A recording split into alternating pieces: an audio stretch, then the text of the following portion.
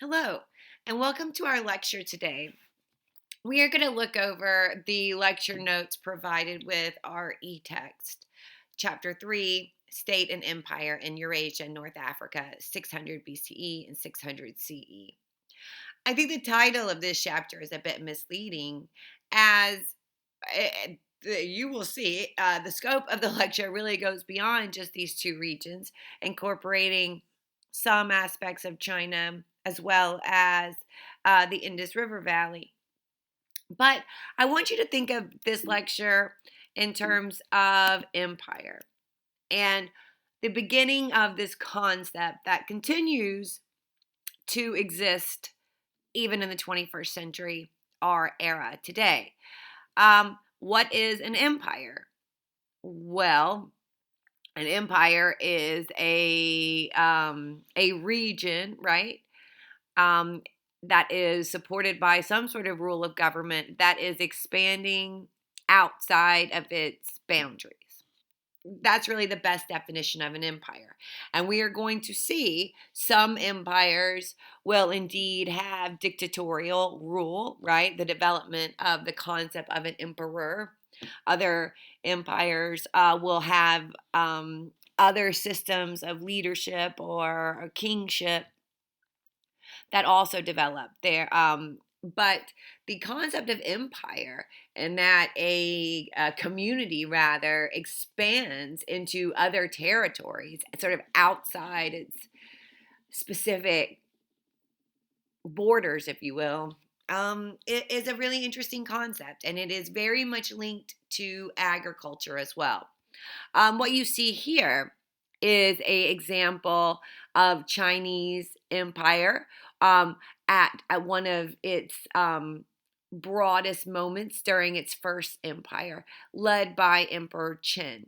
And one of the things that Emperor, who is the first emperor of China, does is he commissions thousands of these terracotta soldiers to take him and transition with him into his next life. So this singular soldier, who, if you look at, right, is very well detailed. He's about, like I said, 3 feet tall. He is wearing military garb and looks positioned for war. You might consider what it means that an emperor of a very vast region would commission a miniature army to go with him into the afterlife. It's a rather interesting concept, and obviously, the idea of an empire supported by a military that is gaining new territory is not going to be just unique to the Chinese, but we see this concept flowering all over the world. One of the most prolific examples of empire building in the ancient world is done by the Persians. And the Persians are located in modern day Iran. There are a number of characteristics of the Persian Empire, including based on agriculture, the use of writing, as well as a a very um, defined belief in kings. One of the kings of the Persian Empire will be known as, quote unquote, the king of all kings. And we see the idea of emperors conquering empires really start to take shape as a function of the Persian life. So once you see empire building, what that looks like is the creation of great building projects, architecture that is there to convince the public that the government is good. Now, you can think about what that means even in the 21st century. We have a government. In our capital of DC, there are a plethora of government buildings paid for by tax dollars, right? And I don't know if you've ever been to DC, but the point of going to DC, visiting these spaces, is so you can be awed by the power and the belief, right? Or they hope in your government. The same thing is true here. The use of architecture is done to convince people, even if those people are conquered, that Those who have conquered you are good, and government will work for you. It's an interesting concept then. It's an interesting concept now. And just as you might walk through DC and not be impressed by the buildings, the same thing can be said for the ancient world. Perhaps the propaganda doesn't work on everyone. Perhaps those who are conquered don't believe in the power of the Persian Empire. But that is at least a function architecturally of the kinds of things that they are going to build across their empire. So again, we see this is the Persian Empire at its height around 500 BCE. And again, it becomes one of the earliest examples, along with Egypt, which is constantly expanding, as well as Nubia, of functioning empires. So, what does it mean? We know the Tigris and Euphrates rivers are here, so that means all of Mesopotamia eventually is conquered by Persia. So we remember what Mesopotamia used to look like: Sumeria, Babylonia, a collection of different city states. But with the first real emperor, Sargon of Akkad of Sumeria, creating a imperial Babylon, that very much sets the blueprint for these other empires to come. And even though it's impressive, it's nowhere near the size of what the Persian Empire is going to be. So this map of this Mediterranean world that includes the Upper and Lower Egypt, the Middle East, and this part of the world, all the way right to the Indus River, separating Persia from India, will get conquered numerous times. It's going to be Persian, then it's going to be Greek, then it's going to be Roman. And we can also start to consider what it means over time for the region. And it means there's going to be a lot of similarities. We're going to find similarities in terms of religion, society, and there's a lot of what we would call cross-cultural encounters going on, sharing information, technology, ideas. So in some ways, conquering creates a more homogeneous place in some examples. And that's an interesting thing to consider. As I mentioned briefly before, this is an example of Persian architecture. And what you see displayed on the frieze, the sides of the building, is Persian history and the idea of local people paying tribute to the new Persian government. You also see aspects of Persian religion. And one of the specific things the Persians are exporting to these various regions is an idea of religion that they practice known as Zoroastrianism. Zoroastrianism is very interesting as it is the belief in sort of a dualistic religion. There is a good God and an evil God who are engaged in a 10,000-year battle for human basically to support them. And it's polytheistic because there are two gods, but it's moving us in the direction of monotheism, right? Meaning one God. There are many similarities between Zoroastrianism and Judaism that will develop in Israel. And again, do the Persians conquer Israel? Absolutely. Is it possible that ideas about Judaism will evolve out of Zoroastrianism? Also, absolutely. So, we need to consider how religions also create other religions. We'll see this in Hinduism. Hinduism will create Buddhism. Judaism will birth Christianity as well as Islam. So we need to consider the ways, right, that these religions are connected, their similarities, right, as well as the ways that they are differ, and how religions begin to change as they move from their sort of region of origin into other places. As I said before, the Greeks and the Persians are going to very much come in contact with each other. There are numerous wars that are going to go on between the Greeks and the Persians. If you've ever seen the movie 300, that's what those films are about.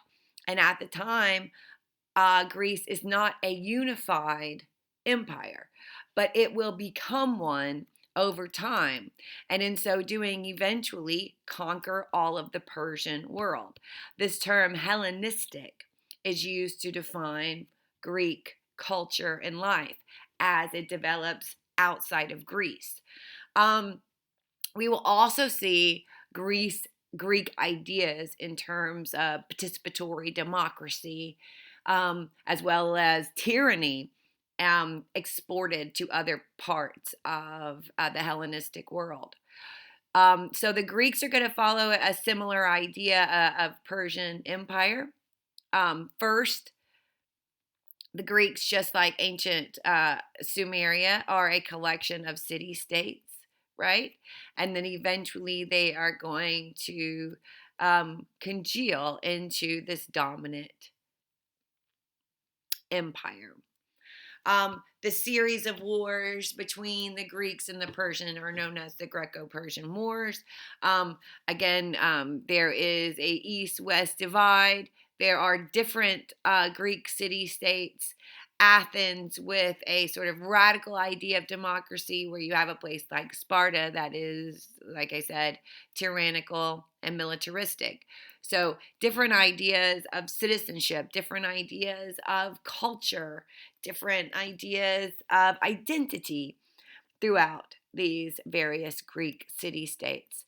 But out of this conflict, right, this broader conflict with the Persian world, there is a move to centralize or to unify all of those various Greek city-states into one empire. And that is first done by Philip II of Macedon. So here is Macedonia. Philip II comes out of this region, and he takes all of these various city-states from Athens to Corinth, to Sparta and others, and creates one Greek empire. Alexander the Great, Philip II's son, continues this pattern, spreading Greek influence not only into Persia, but in those parts of Persia that were colonized, such as Egypt, Mesopotamia, all the way to the Indus River. Now, it's important to know Alexander the Great doesn't go across the Indus River. This is the famous place where he does not get any further. But as you can see, right now, the Greek Empire looks a lot, go back, show you, like the Persian Empire in terms of its borders. So control of this part of the world is also demonstrating itself, much needed. If you want to control trade, if you want to have power, this is the part of the world that you need to control.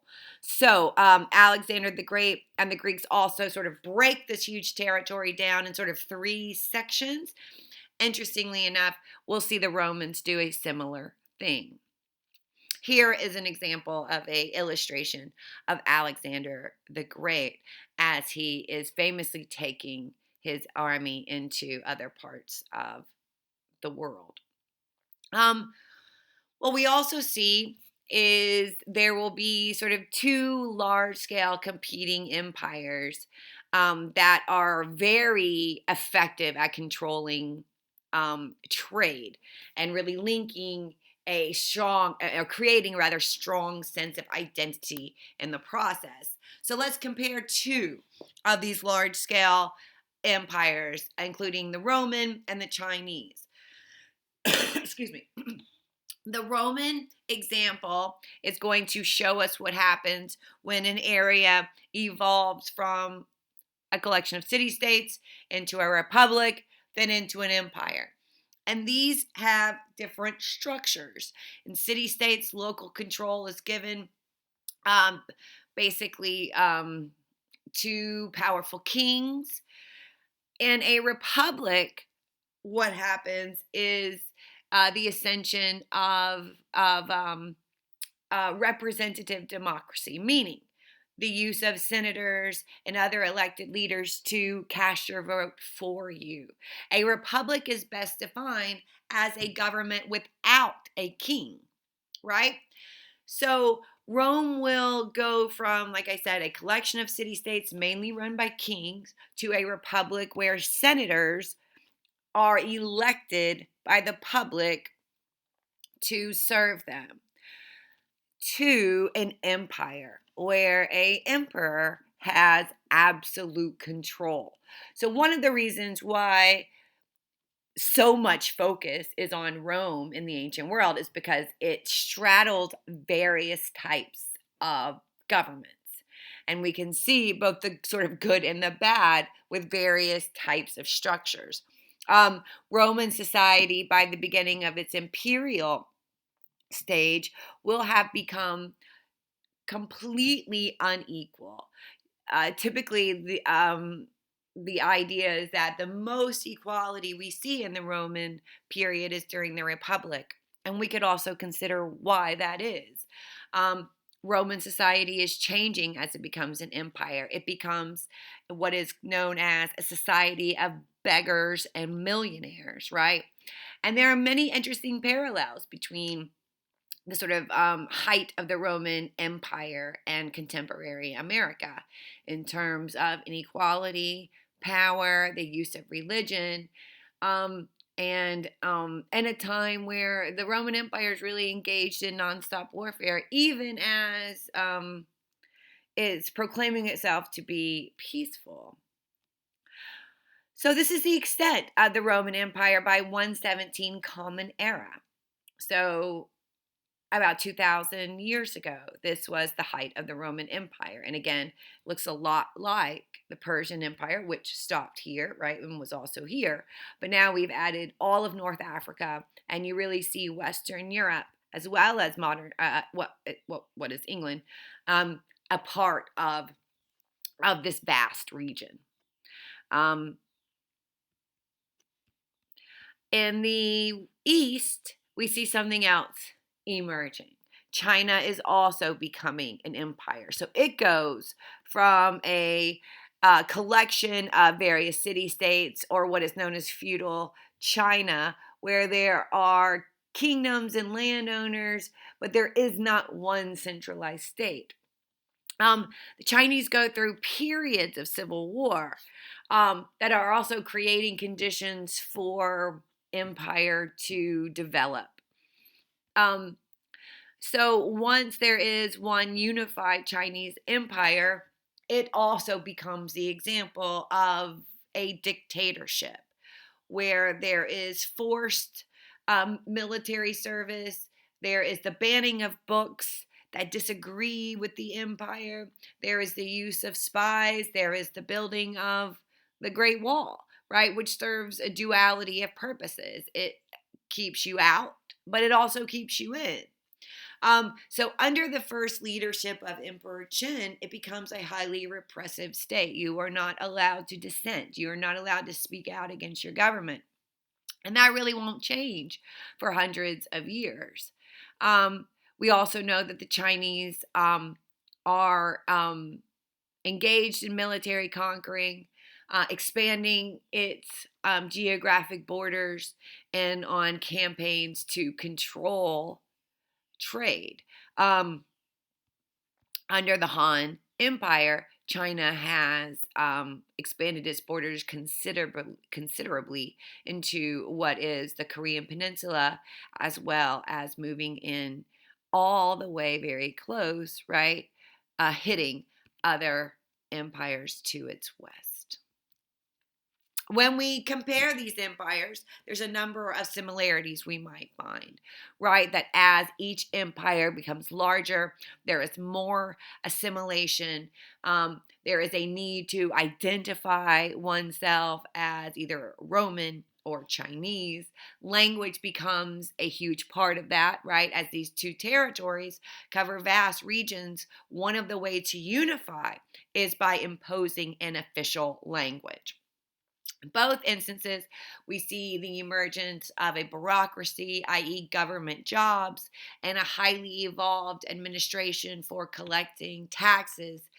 That's another way to create a sense of unification amongst one's population.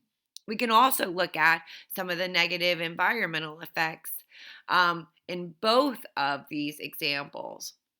So, the creation of empires will also be done typically also at the expense of public works. Um, Leading a lot of sort of negative health, public health issues. Here we see Roman actors, right? So Rome is also going to be one of those places that does have a lot of cultural activity, from wrestling shows to public spaces of theater, both comedy and horror. I said horror, tragedy, as well as sort of the horrific sportsmanship of gladiators. Public life is an important part of the Roman world. If we look at the collapse of empires using these same examples, we also see a lot of common factors. One is, how do you defend borders that are this large, right? So let's look at the map again. If you are the Chinese Empire, how do you defend this? Well, there is the Great Wall, which is here. But you have Himalayan mountains, right? You have deserts. You have these what we consider natural borders, making China very isolated. But yet, how do you effectively maintain this? That takes a great deal. So that's one question. Um, Same for the Romans, right? If we look at the Roman Empire, it's huge, and it's going to be at war at different points throughout its history. So it's hard to maintain an empire that is so large. There are often differences within ethnic identity and leadership. There are also differences in terms of changing ideas of power. Religion is very much going to affect leadership throughout the Roman world, and interaction with outsiders is also very much going to reshape ideas of it during different imperial periods.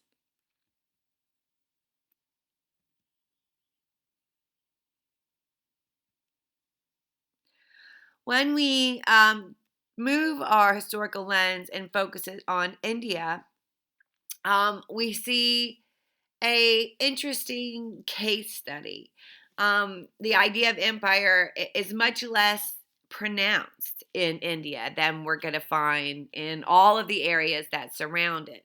Perhaps this is because of the diversity of people. Perhaps this is the case of religion really creating a system where empire is not needed. Perhaps it's resources that are there that other places don't possess. It's an interesting question.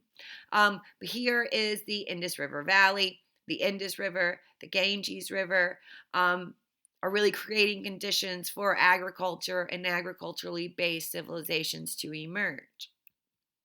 The Mauryan Empire, it's going to last, around 200 years, followed by the Gupta Empire. And again, they are expanding their borders slowly. But you have these sort of examples of shorter lived empires here. But one of the things to really look at is Indian Hindu architecture. And this is the great Stupta example here. And as you can see, there are finely carved Hindu details all around. And in this example, we really start to see this very clear embrace of religious architecture within public space.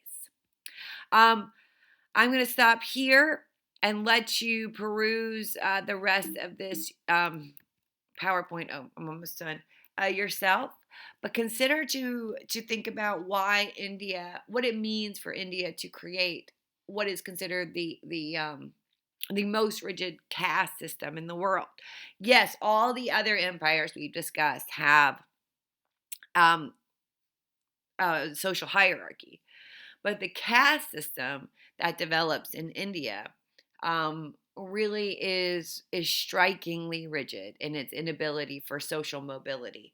And perhaps you might consider in the discussion really why that is, and what it tells us about religion, what it tells us perhaps even about why India can't maintain an empire. Um, what do you think as you really look at this case study of caste in India? I will be responding to your posts, and I look forward to reading what you all have to say. As always, please let me know if there are any questions, issues, or concerns.